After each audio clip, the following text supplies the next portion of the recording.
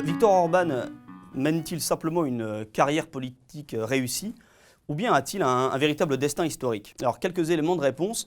D'abord, Viktor Orban entre en politique à l'occasion d'un événement historique absolument décisif, qui est l'effondrement du bloc de l'Est. Viktor Orban a créé en 1988 un petit parti qui s'appelle le Fidesz, qui signifie l'Alliance des jeunes démocrates. C'est un parti dissident qui entend contester tout ce que le système socialiste a de vétuste. Et en 1989 se déroule une cérémonie assez importante, le 16 juin, sur la place des Héros. On procède à la réinhumation des ministres hongrois fusillés au lendemain de la révolution de 1956. Ce qui se passe, c'est que Viktor Orban est choisi pour prononcer une allocution au nom de la jeunesse hongroise. Et cette allocution, elle ne se passe pas comme prévu. Viktor Orban en appelle au départ de l'armée rouge. À cette époque, il y a un fatalisme complet qui inhibe les populations du bloc de l'Est, si bien qu'il y a dans cet événement quelque chose qui préfigure le destin politique de Viktor Orban, c'est qu'il ose quand généralement les gens restent dans l'attentisme.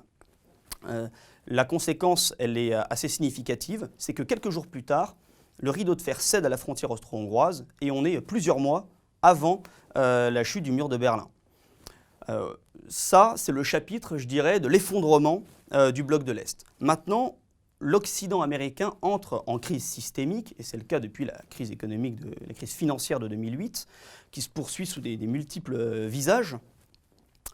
Et aujourd'hui, dans cet Occident américain en crise, Viktor Orban entend donner à l'Europe centrale, en tant que région historique qui a son particularisme, qui a un destin particulier, eh bien, les coups des franches sur le plan politique, et en utilisant les circonstances actuelles.